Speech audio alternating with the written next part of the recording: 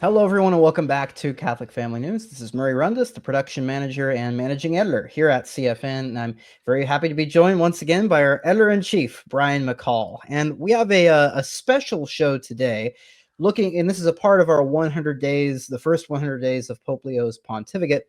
And this is really to go into what we think Pope Leo's pontificate will really be all about. And this is a part of a feature we've had in our latest paper, which you can go to catholicfamilynews.locals.com and get an exclusive early access to. And this paper really focused on the election of Pope Leo XIV, looking into who's going to be in his curia, and especially talking about what we're speaking of today, which is the plan for his pontificate. There's also devotional things in here, historical content from people like Philip Campbell. I know many people were looking at those videos with Sarah Vervai. We have an article from him in there. And so you can go to the catholicfamilynews.locals.com, get access there. But Brian, your article, which is it was featured at the top there, on page 5, is talking about this new hermeneutic of continuity. Now, I know a lot of people will be familiar with that phrase, but perhaps some aren't.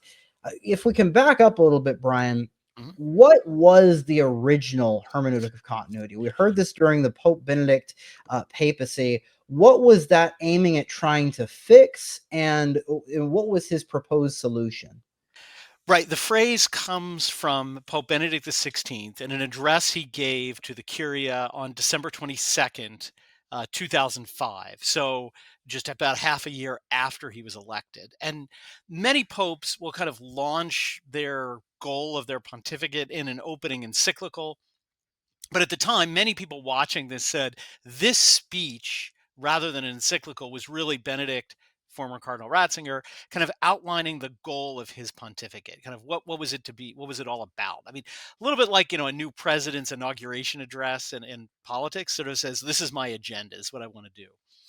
And so that's the context, because I think it really, in Benedict's own words, defines what he thought his role would be. And just so the audience, I think, gets to understand, that was very early on in his pontificate Yes. as well. It was that's something he stated in December of 2005. He's elected in April of 2005, Yes. and we're really looking back for context for Pope Leo's pontificate, to learn what did he seek to do with that hermeneutic of continuity. Essentially, he says the problem in the church that he wants to confront is the problem of Vatican II. And he really is the first pope who acknowledges that there's an intellectual problem, that there are some people claiming that the teaching, the documents, the words used in the Second Vatican Council are not in harmony, are different from what the church taught before. And he says, essentially, paraphrasing, I want to solve this problem. So yeah, before that, most people in the church, most in the hierarchy, just sort of didn't even acknowledge the problem. Like, yeah, there's nothing to see here. There's no discontinuity. There's no, even though they would out of the other side of their mouth talk about the wonderful new things since Vatican II, they would always say nothing here to see, nothing changed. He acknowledged that there are a lot of people who present this from actually two different perspectives. One group says everything's changed at Vatican II, and that's a great thing, right? Like, forget the old, it's great. And there's another group, he says, that equally understand the council as everything changed and that's a bad thing, right? But they all agree it was a completely sort of big bang event in the church. Again, my words, not his. So what he says is, no, you're both wrong. I want to bring a new understanding that Vatican II is not a rupture, is not a change, nothing, there's no break in tradition. But the way to do this is by bringing a method of interpretation, which is really a big word, hermeneutic. All it means is kind of a way of reading and understanding. And what he says is that these other groups, and really on one side he's really considering the most ultra liberal and the traditionalists, right? They are understanding the council as a break, and they offer evidence of that. He says that they've got the whole wrong approach. They should say the council is not a break, and if we have a way of understanding it, we can prove that it's not the case. And that's what he calls this phrase, which is actually not the hermeneutic of continuity. That's how it gets reported. That's how it's referred to. But in the text of the speech, he says it is actually a hermeneutic of reform in continuity, which is something different from saying A and B are the same. There's no different. Just saying B is a reform of A, but a reform in continuity. And we'll get into it a little bit, but that is a very important distinction that many people have written and talked about. They always drop off that reform in. They just say it's of continuity, which is not really the words he used. Yeah, and so your article's looking at Pope Leo coming out and with it. It seems like he has a new vision for the future of trying to reestablish something like that, and we'll get into that in a bit. But I think it's important to contextualize everything with, well, in particular, those points of the Second Vatican Council which seem to be in discontinuity with the past. I think it's important that we address each one of those. So maybe just to give a roadmap to look at the council, look at the traditionalist critiques. What were and also just pointing out the discontinuity in the past. What were the main points in the Second Vatican Council that seemed to predominate? That they are the points that the traditionalists are looking at. They're the points that the liberals are running away with and trying to radicalize. What were those points?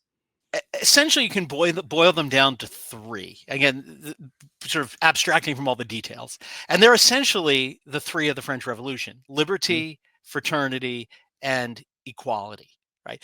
And they take on different forms within the church context, but they're essentially these three principles. They are religious liberty, right? In the idea, as expressed in Dignitas Humanae, that every person has a natural right, based on being a human being, to worship publicly and privately according to any religion that essentially seems best to them. Again, paraphrasing, as opposed to the prior church teaching, which was that uh, the only way, the only valid moral way for someone to become a Catholic is a free voluntary choice, that there has to be a free choice to choose Catholicism, and no one should sort of have a gun to their head like the Roman Empire saying, offer incense or die, that vitiates the act of faith.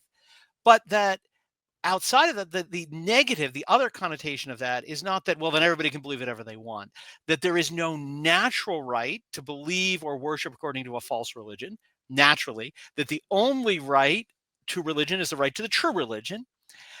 Although the civil states, particularly in circumstances where there are disagreements, where there are many false religions, can, under the civil law, not the natural law, the civil law, tolerate the public and or private exercise of false religions. That they're the period on this liberty point, religious liberty, are false religions as a matter of principle, as a matter of natural law, entitled to a universal right to practice false religions, or are they merely in political circumstances entitled to be tolerated but not as a natural right? So that's the first one. mm, The second one is essentially equality, which is ecumenism. And ecumenism, again, to boil it down, what the Vatican II, throughout several documents, but especially the Decree on Ecumenism, says that essentially all religions are religions, right? Some may be better than others, right? But Catholicism may be the privileged way or the full way, but they're all sort of equal partners in what advance called dialogue. So ecumenism is all religions, the true and the false, should all talk to each other, and they can essentially learn from each other. That the Catholic Church can learn from false religions and vice versa. And we're on this sort of ill-defined journey to some type of unity together, but we don't really know how we're going to get there or how we do that. But all we do know is we have to just talk to each other on a level of equality. Previous to that, the church had always taught that there is Christ willed all religion to be one through him, and that ecumenism is the effort, essentially the missionary effort of the church on the Ascension Thursday. Go you therefore and teach all nations, right? Is to go out and get people to convert to the Catholic Church. mhm. That's ecumenism. The unity is through the Catholic Church only, and that if there are false Christian denominations, for example, what the church needs to do is say, come back, and encourage them and talk to them and call them back to the unity of the Catholic Church. That's the ecumenism. Third point is collegiality, which corresponds to fraternity, the goal of fraternity. And that's essentially a collapsing of the hierarchical nature of the church. So the idea essentially that there is less distinctions hierarchically, even though there may be some practical distinctions, there's an emphasis on the baptism of all believers, the royal priesthood of all believers, understood as a certain equality, whether you're a layman, a cleric, or a bishop.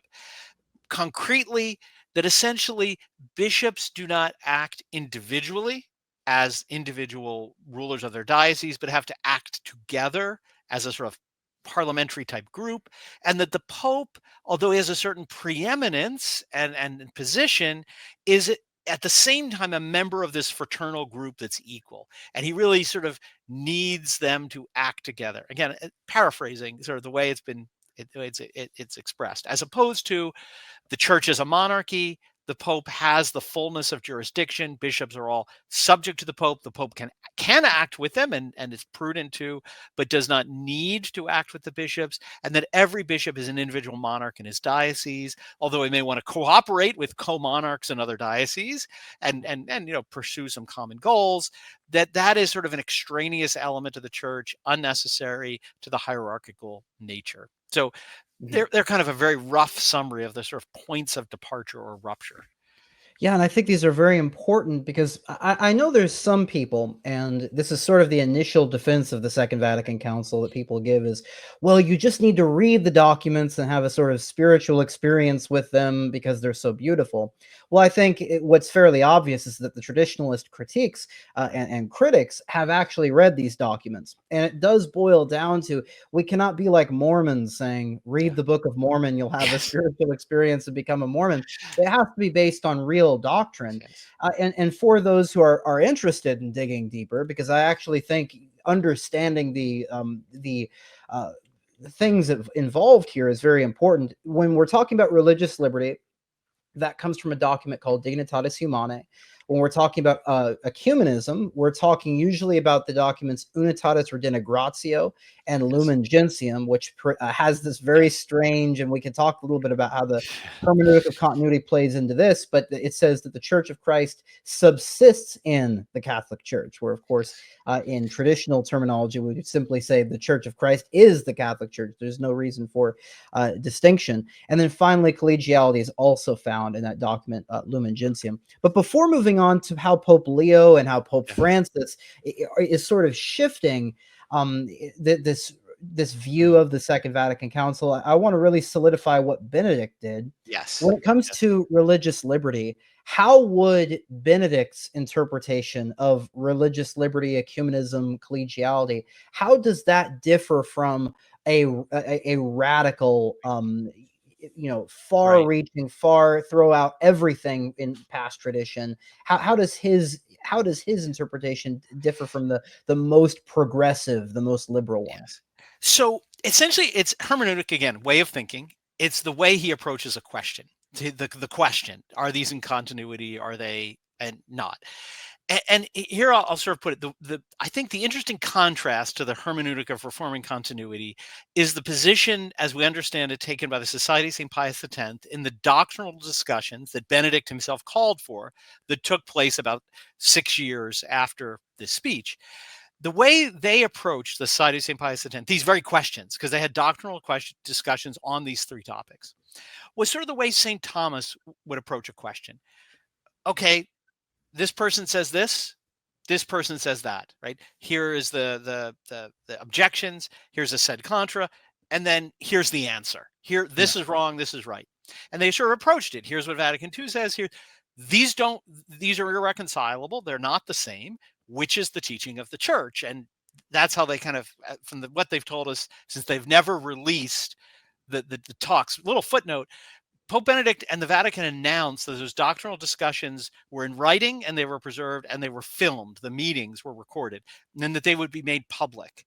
To this day, they've never been made public, which without any explanation, which is something I've always wanted to get an answer to. But the participants did describe them, and they said essentially that's what they would do. And they would say, okay, these don't reconcile. We need to say which is true, this or that. Where the way the Vatican approached it is this approach of Benedict is to not say, well, we have this and this, which is true, is to say we have A and B, pre-Vatican II teaching on religious liberty and post. We are positing the conclusion that they are reconcilable. B is a change from A, but a change that is still the same. That's, again, reform and continuity. What they said in the past has been changed, but has been changed in a way that's the same. And that's the conclusion. Now that we state the conclusion, we just have to go back and explain how that's the case. So notice it's an approach of there's a question, a disputed question, St. Thomas would say, and we need to get in and figure out the answer, and then we come to the answer. Where what Benedict is saying is the answer is given. It's dropped down. It is a sine qua non.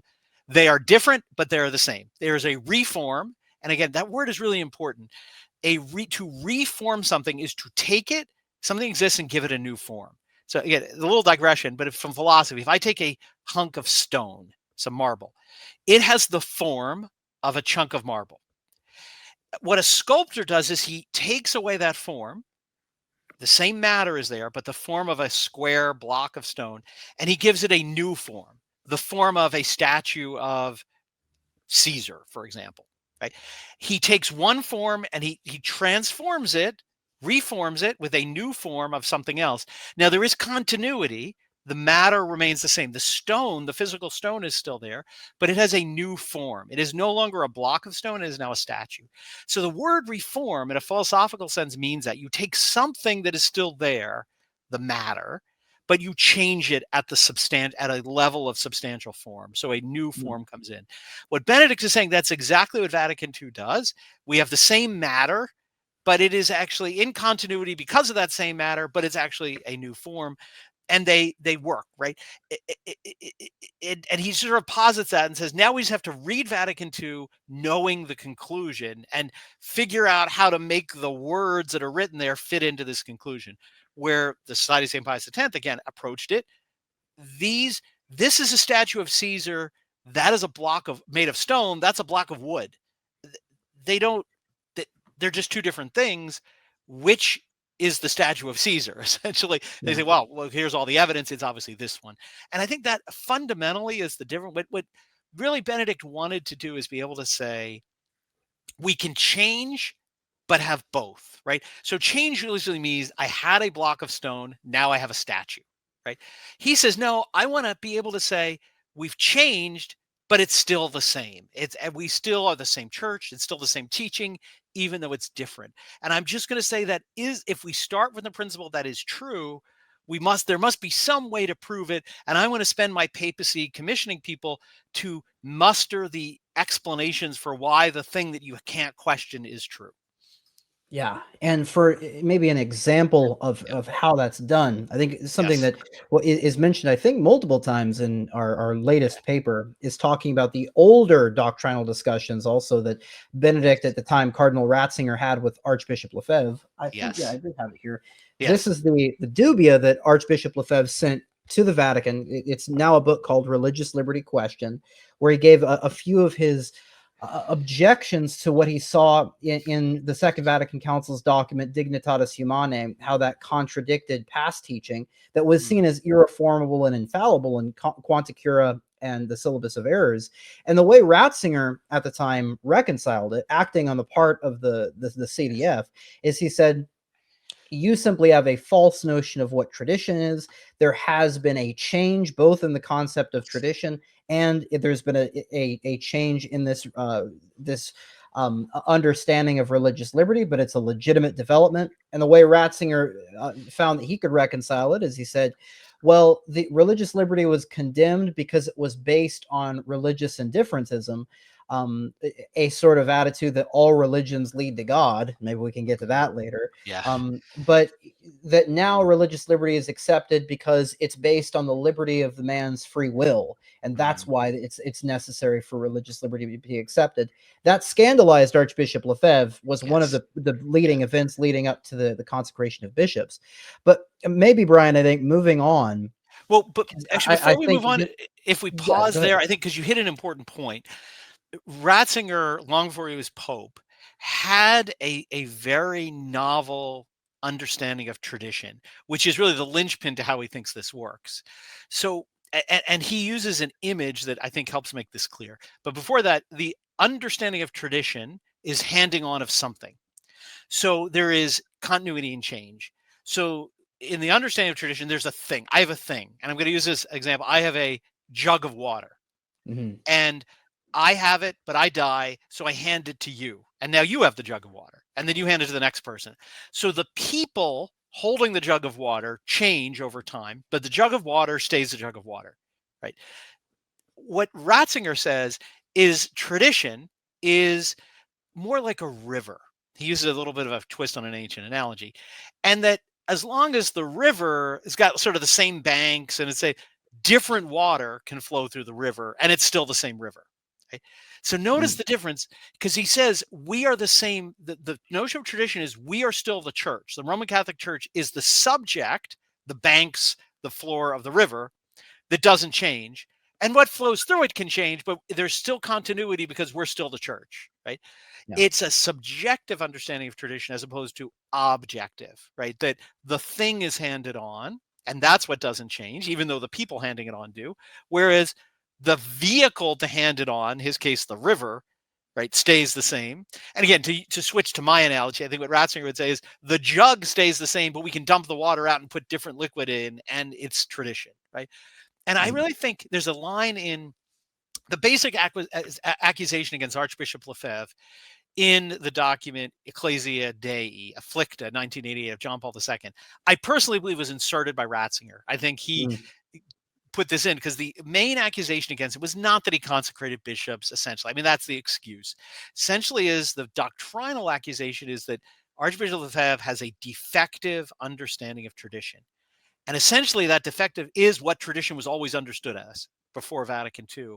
And I think this is really the root of it, because in his understanding of the hermeneutic of continuity is it is tradition. It is tradition as long as we're the same people saying it, the same institution, even if we're saying something different, it's tradition. And that's the key, I think, to understanding how he thought the reconciliation would occur. So we can have both. We can say what was true, what Leo XIII said was true, what Pope Pius X said was true.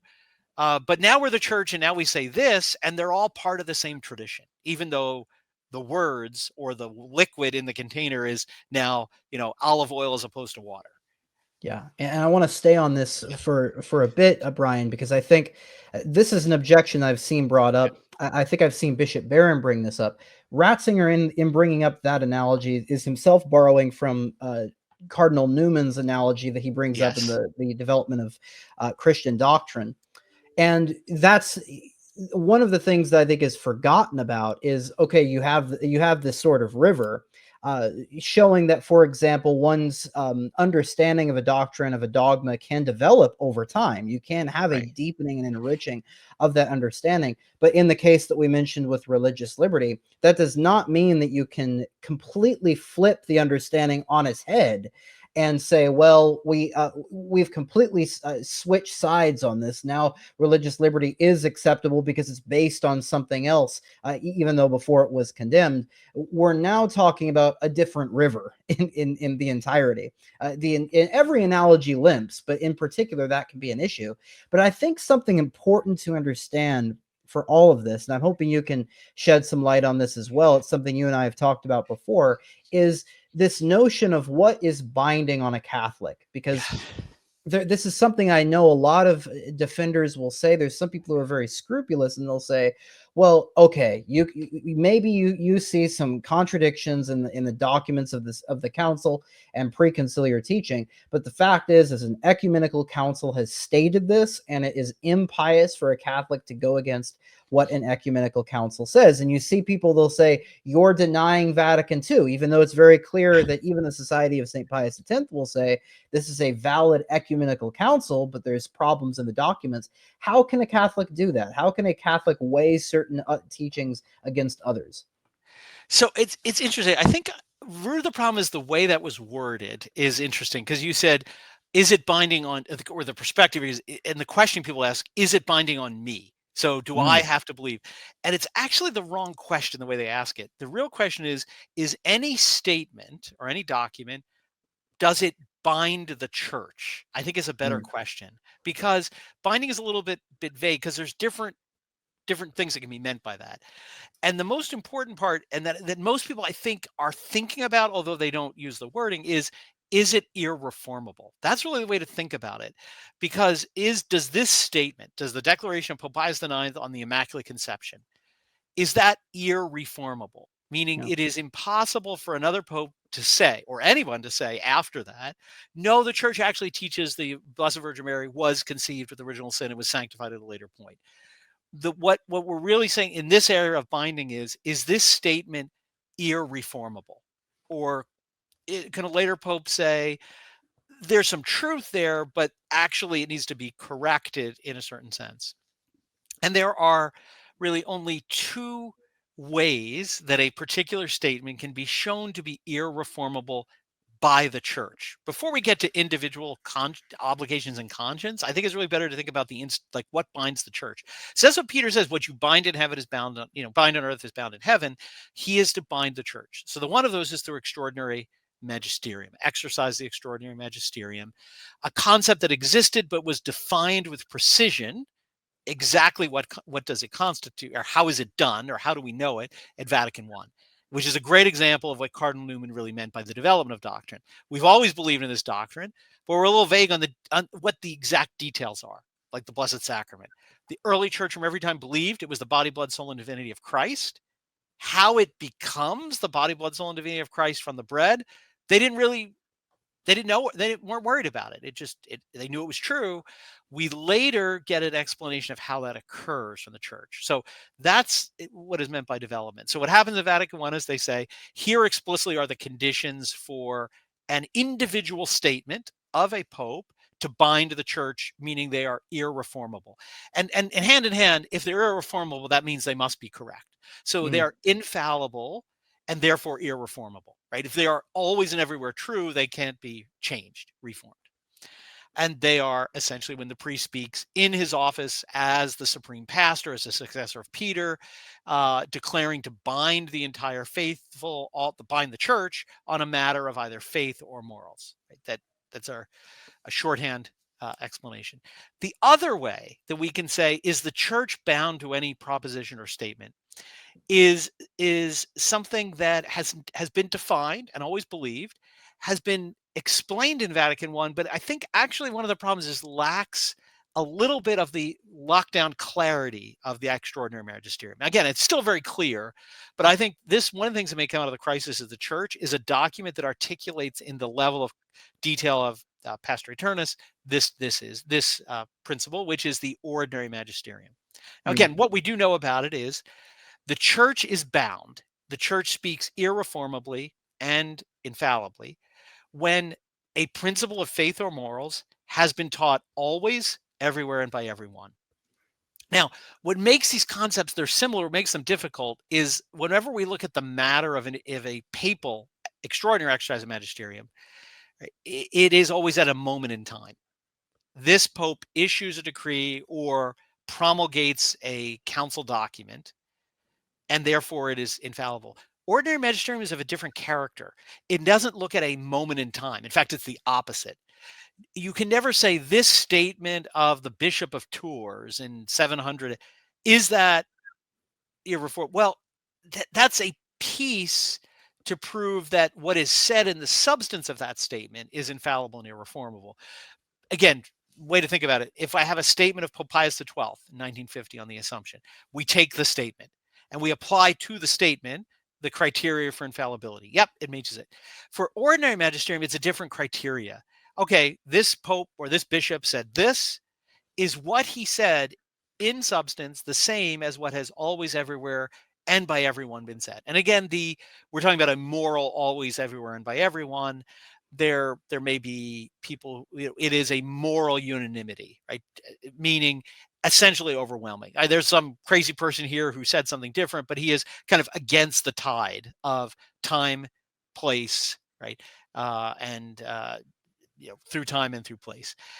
And that is the other way that the church can be bound, right? And it's interesting because when we get to the subjective level, right? But, well, could Pope Francis change the death penalty, or could Pope Francis change the teaching on sodomy? And the fact is, Pope Francis is is an individual. It's really, can the church? So can the church change? If the answer is no under the ordinary magisterium, then Pope Francis can't change it, right? Because the church is bound. He's already bound what's bound, and therefore he has no authority to unbind what is bound, to change which is irreformable. And I think this is really important for us to know. When it gets to us, then that's on the objective level. On the subjective level, well, what am I supposed to believe? I think a lot of people worry a little too much about this, because remember, what's necessary for salvation: to be baptized, right? To believe what the church teaches, right? And to submit to the hierarchy of the church, right? Are sort of the elements, as Bellarmine, for example, will talk about them. When we get to the believe what the church believes, is necessary to believe what the church believes. That doesn't mean you have to have a PhD in theology. It doesn't mean you have to consciously know, I know every dogma there is. It means it's actually not a disposition of the intellect, it's of the will. It says, whatever the church teaches, I accept it and believe it, right? And so that's why if you find a dying pagan and he says, I know about the church, I know it's the truth, I want to be baptized and join the church, you don't need to say, well, let me give you a catechism quiz, and if you pass it, you get to, like, oh, you missed this doctrine, you're out. Yeah. What he needs to express as a will is, this is what I know the church teaches, I believe this. And if I find out anything else they believe, I will believe it too, right? That's what it means. So I think a lot of traditionalists and other Catholics of our day are like, I need to know the answers on all this so that I know what to believe. No, the point is, you have to have a disposition of the will. Right? Now, in the practical level, we have to live in the world. So we do have to engage our intellect and know things.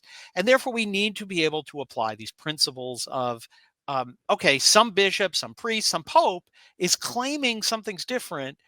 Do I need to practically implement that? Do I need to go around and send wedding gifts to my brother who married, quote unquote, air quotes, married a man, because that's what the church teaches now? I need to practically know what to do. That's when you need to say, okay, I need in my conscience to apply what I know about what the church has always taught, and see if this alleged claim of I'm now changing this is actually binding on me in conscience or not. And that is the level, I think, to approach it. And the first step to that is, was the church prior bound irreformably to what is now claimed to being changed? Yeah, and this is one of the big flaws, I think, that we see with the hermeneutic of continuity in when we see the practicality of it, because Yes. what is being claimed? Well, we're saying there is a continuity. These two documents are saying the same thing in substance, with one perhaps embellishing it. But Yes. if we're saying that you could be at risk of heresy or damnation for simply believing what has prior been taught in Yes. that previous document, that is implicitly saying there's not continuity. If Yes. if your salvation is resting on believing a new teaching that is contrary to the prior teaching, then there is no continuity. And I think that's a tension that many people have started to see, and I think is also noticed by the progressives. And I use that word, that's a loaded term, but Yes. the liberals, those who go farther even than what is in the Second Vatican Council. And I think that's what we saw with Pope Francis in particular, which leads us up to Pope Leo. Yes. In what ways did we see with Pope Francis? Did he accept the hermeneutic of continuity, and in what areas did he make things even worse than the prior state of things? Well, I think in many ways he did. I mean, maybe shocking to people because they sort of think of him as the antithesis of Benedict. Mhm. But I think he really did. I mean, I think because again, hermeneutic of continuity it says is the old or the new true? Is pre or post Vatican II? It asks the question. The hermeneutic of continuity is essentially, it's both and. They're Yeah. both true. It's I think I would argue a violation of the principle of non-contradiction, right? Because it says they can both be true. And I think that's essentially Francis's point. And he says, I think he takes the hermeneutic of continuity as a given. Vatican II was in continuity with what came before, under the way Benedict understands it. what I'm doing is in continuity with Vatican II. When he issues his controversial statements on all religions essentially being willed by God, that Bishop Schneider challenges him on publicly and privately, his response is, I haven't moved from Vatican II. I'm in continuity with Vatican II. I mean, it's almost like the commutative property. I think it's commutative, if I remember my math right, of math, right? That if uh,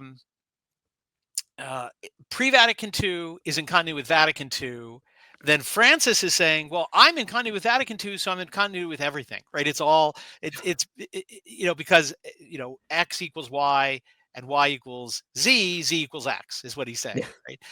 And I think he really believes that because he says essentially, I'm now the Bishop of Rome. What I say is the same river, even though I'm saying something very different. And we have this continuity. I've not moved beyond Vatican II, and Vatican II is in continuity with before. So I think he really did accept this, that you can have I think it was the key to his pontificate, a reform in continuity. And the people who really got upset were, I think, people who misunderstood Benedict the 16th as saying Mm. that really what it was is A and B are not different. A and B are both A, but you just can't see it. And we have them both, and they're both the same. And when Francis takes the implications, he takes it further. He says out loud, right? All religions are willed by God, which he says must be true if there's a natural right to them, right? That they are uncomfortable because they say, well, this is going beyond Vatican II. And Francis, I think, just didn't understand it because he said, well, if you think what I'm saying is different from Vatican II, you don't really understand Vatican II. Right.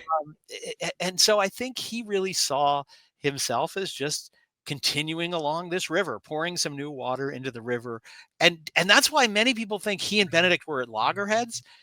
Not at all. Again, to him, okay, Benedict had his own thing. He liked red shoes, and I don't. I like my black shoes, and I like to not live in the papal palace. But we're all together. And Benedict did his thing. I'm doing my thing. We're in continuity because we're holding the same office, even though we appear, even on the externals, radically different. I really don't think. I think my view was, if you sat down with Francis and said, "Do you think you were a rupture with Pope Benedict?" He would say, "Not at all." Yeah, I think it's something in that we have it's so much is concentrated in the person of Yeah, the papacy now, where yeah, it's all in Pope Francis. And if we're playing around with these definitional games where we're saying whatever Pope Francis says is by definition in continuity with Vatican II by virtue of being the Pope, and whatever Vatican II says is in continuity with the past by virtue of being an ecumenical council, you're going to run into these very strange ideas. But we do have I think, a practical problem, which is that on the practical level, even though Pope Benedict, which many people, it's been kind of swept under the rug, we don't want to mention this, but Pope Benedict engaged in some ecumenical activities that were very displeasing, that were very much Francis-esque, and certainly were problematic at the time even. So we do have on the surface, though, Pope Benedict didn't seem to go as far as Francis in being as explicit as he was in saying all religions lead to God. Seeming to have just not a care for the gospel itself. There was still these workings, this overshadow of the papacy of the past was still in Benedict. But that's, I think, the task of Pope Leo, and that's something that you've pointed out. This seems to be something that the current College of Cardinals want to do. They yes, notice that there does seem to be, at least on the popular level, a semblance that these two weren't in continuity with each other.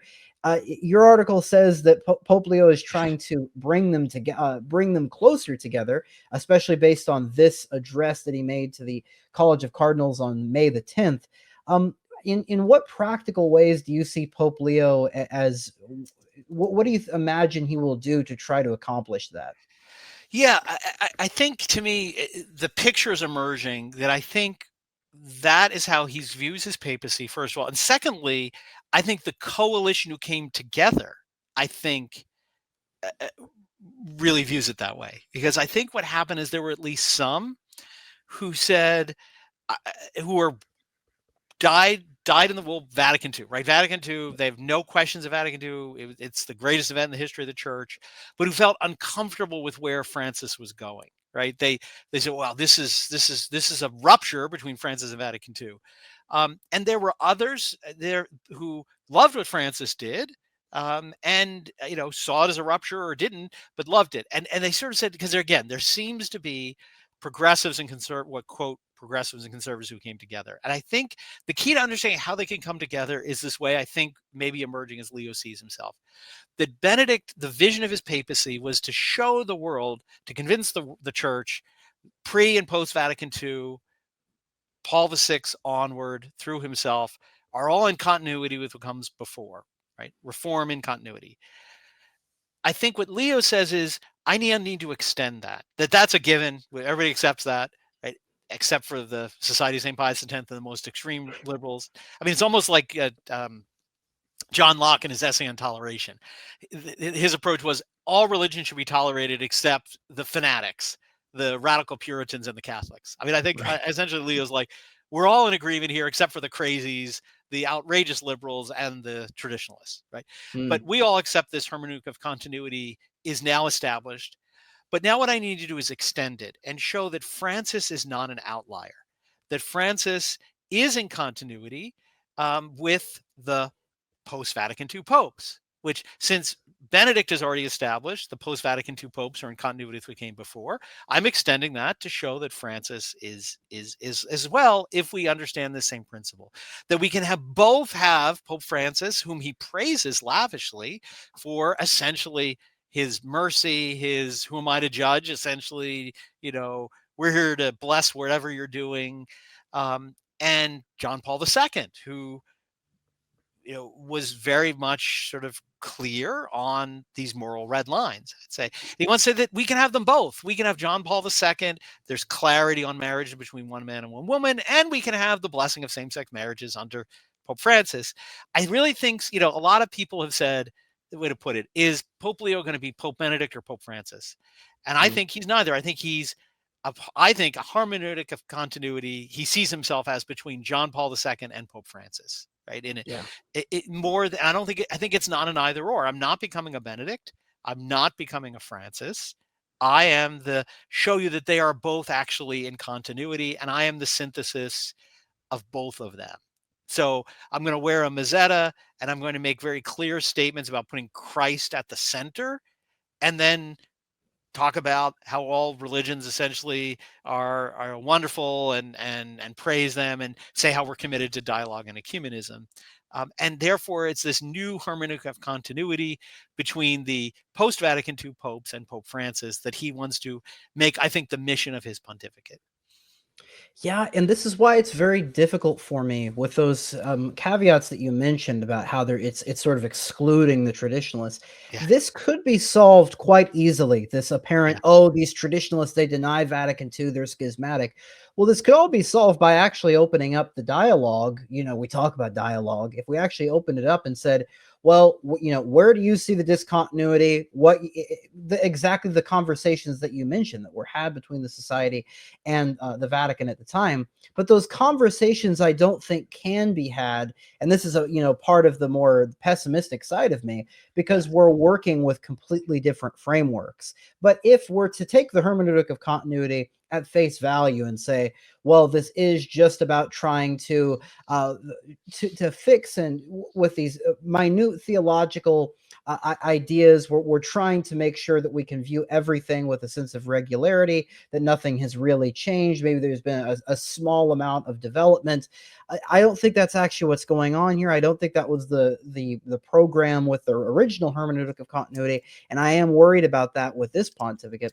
But to maybe draw some conclusions, Brian, and something I'd like to do, I think there's some people wondering, because we've been talking about it a lot, how can we get back to principle? How can we really understand what's going on here? Go into the Leonine pontificate with a real clear understanding. Well, obviously, people should subscribe to Catholic Family News. Yes. They can see some of those principles laid out there. But what would be two book recommendations, if you could, to people to really solidify their understanding for the future, the traditionalist position, and the workings of the hermeneutic of continuity versus the traditionalist opinion?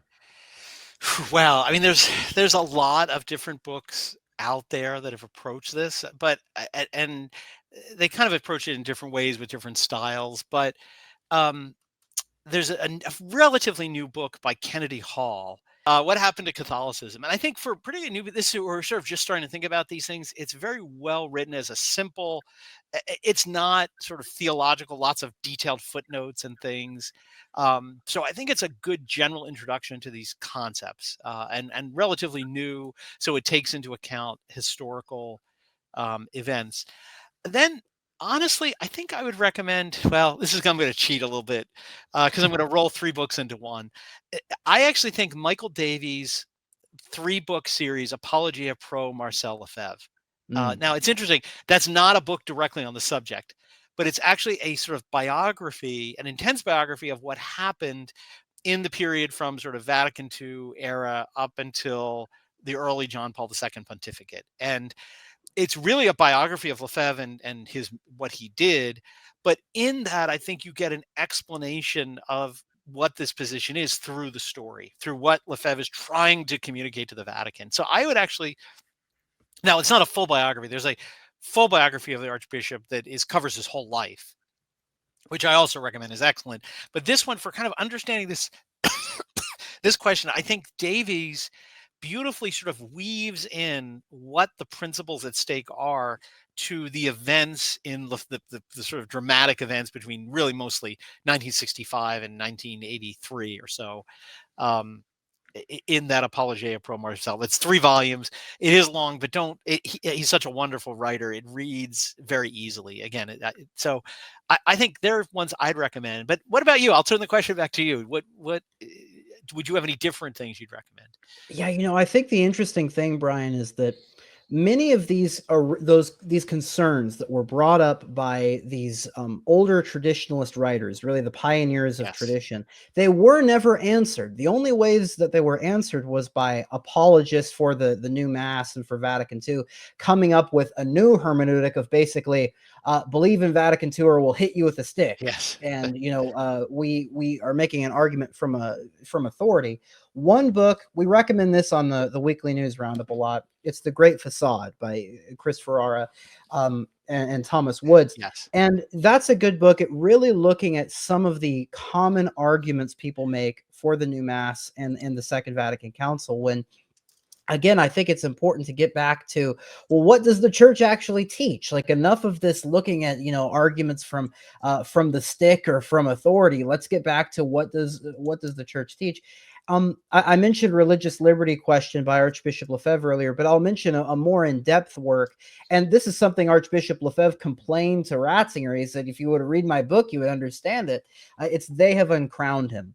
And that's a book that Archbishop Lefebvre really explains the problem with religious liberty, the teaching with the church, teaching of the church, and really gives a historical narrative of how did we get to the point where liberalism was in society, in the state, and also in the church. And so all of those older traditionalist writers, Marcel Lefebvre, Michael Davies, and even looking at somebody like Chris Ferrara, all of them really give clear objections that have not been answered to this day. But I would also say, again, to direct our audience, you can read, we talk about this stuff constantly. If people really want more, in our monthly edition, which just came out, catholicfamilynews.locals.com. We have many, many articles. It's not just those three on the top and that one on the page. There's many articles. And you get access there to our Father Fahey conference. You get access to the previous 10 issues of the paper, and we're adding more and more and more. You get access to premium articles, premium video series, Brian McCall's illegal series as well. There's a lot on these topics over there. So any last words, Brian, before we take it away?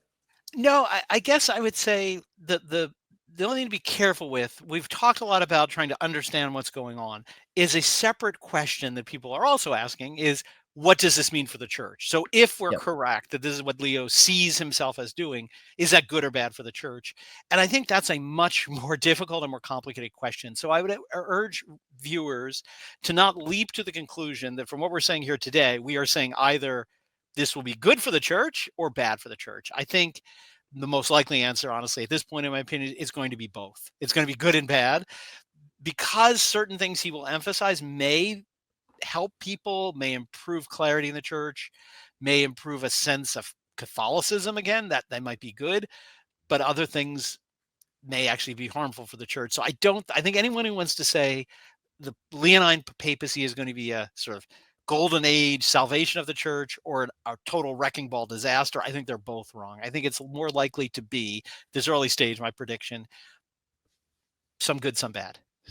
Yeah, definitely. And that's been the case really throughout the post-conciliar period. It's something we have to get used to as Catholics. And again, as I've said, this is why it's important on the liturgical level, find a traditional, strong rooted community where you can go to the traditional liturgy, not have to worry about your mass being taken away, not worry about the priest changing up. Oh, what kind of new mass is he saying today? What is he going to say in the Yes. canon? What's going to be in the sermon? Find a traditional community and focus on growing in your spiritual life, understanding the doctrines of the church. That's really what's going to give us a strong foundation to ask and answer these questions in the future. So make sure you're continually praying for the church, trying to grow in sanctity, as we all should try to do, avoid sin, grow in vice. And from all of us here at Catholic Family News, may God grant you many joyful years.